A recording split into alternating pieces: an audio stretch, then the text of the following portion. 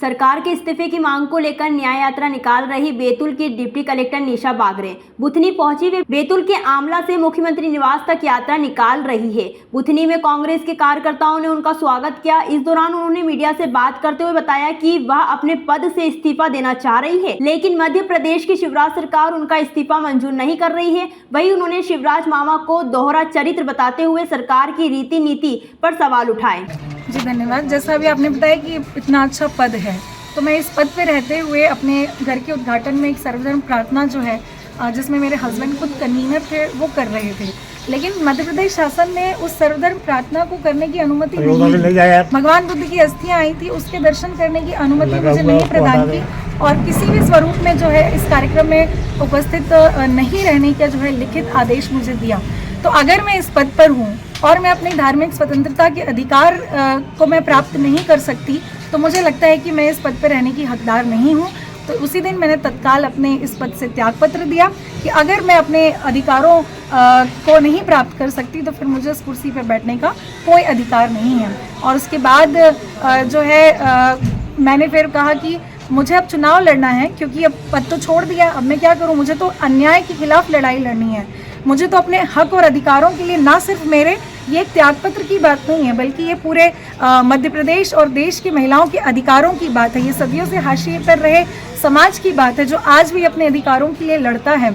तो हमने भी बहुत संघर्ष करके जो है अपना जीवन यहाँ तक पहुँचाया है। एक अनुसूचित जाति वर्ग से आते हुए पढ़ लिख कर डीएसपी बनना, डिप्टी कलेक्टर बनना, और उसके बाद भी अगर इस भारत देश के संविधान में जो हमें अधिकार प्रदत्त हैं वो अगर हमें नहीं मिल पाते हैं, तो फिर हमें जो है सड़क पर उतरने को शिवराज सिंह चौहान जी, हमारे प्यारे मामा जी, ने मजबूर किया है। क्योंकि 3.25 महीना हो चुका है मुझे अपना त्यागपत्र दिए हुए। एक तरफ वो आरक्षण देने की बात कर रहे हैं महिलाओं को, और दूसरी तरफ अगर एक महिला खुद जो है राजनीति में आना चाहती है तो उसको रोकने का काम हमारे प्यारे शिवराज सिंह चौहान जी मामा कर रहे हैं। तो मुझे मजबूरी में, क्योंकि 3.25 महीने से आप देख रहे हैं कि पूरे सोशल मीडिया में, हर जगह पर, पेपर में, सब जगह ये दे रहा है कि किस तरीके से मुझे जो है मानसिक और आर्थिक प्रताड़ना दी जा रही है, लेकिन उसके बाद भी जो शिवराज सिंह चौहान जी है वो उन तक मेरी आवाज़ पहुंच नहीं पा रही है। तो उन तक आवाज़ पहुंचाने के लिए हम आमला से मुख्यमंत्री निवास भोपाल तक हमने ये यात्रा निकाली है। अभी हम सलकनपुर से यहाँ जो है बुधनी पहुँचे हैं। सलकनपुर से माता बिजासन जी से हमने प्रार्थना की है कि शिवराज सिंह चौहान जी को, जो हमें भांजी कहते हैं, उनको थोड़ी सी सद्बुद्धि दीजिए कि हमें अपने अधिकारों के लिए इस तरीके से सड़क पर ना उतरना पड़े। या तो वो नियम बना दे कि मध्य प्रदेश की महिलाओं को अपने अधिकार प्राप्त करने के लिए 100, 200, 300 किलोमीटर पैदल चल के जाना पड़ेगा, तभी उसे न्याय मिलेगा। तो ये जो दोहरा चरित्र मध्य प्रदेश शासन अपना रही है, उस अन्याय के खिलाफ ये लड़ाई हमारी है। ये प्रत्येक महिला की लड़ाई है, ये प्रत्येक अनुसूचित जाति वर्ग की लड़ाई है, अनुसूचित जनजाति पिछड़े वर्ग की लड़ाई है कि हमें अपने अधिकार के लिए इस तरीके से जो है आज सड़क पर उतरना पड़ रहा है, अपने बच्चे परिवार को छोड़ करके। तो ये समूचे मध्य प्रदेश के खिलाफ जो अन्याय अत्याचार हो रहा है, ये उसकी लड़ाई है, इसीलिए हमने उसको नाम न्याय यात्रा दिया है। मेरा त्यागपत्र मंजूर नहीं हुआ है, इसीलिए तो मुझे ये न्याय यात्रा निकालनी पड़ी है। बीजेपी से किसी को चुनाव लड़ना है तो एक दिन में अति आवश्यक जो सेवा है, डॉक्टर जैसी सेवा को, जबलपुर मेडिकल कॉलेज के एक डॉक्टर को जो है 39 उम्मीदवार जो पहली सूची निकली थी, उसमें एक दिन में उनको इस्तीफा स्वीकार किया जाता है, उसी दिन उनको टिकट मिलती है और उसी दिन उनकी टिकट का डिक्लेरेशन होता है। सेम सागर की बंडा सीट से भी एक टीचर का हुआ है।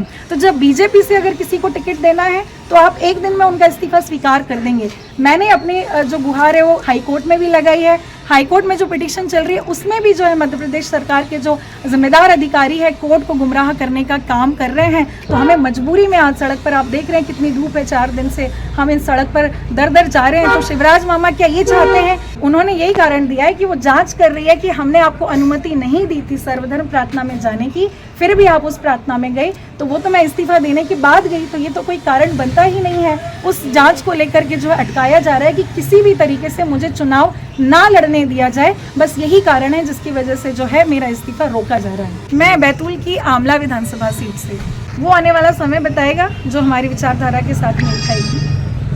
सीहोर से कवि छोकर की रिपोर्ट।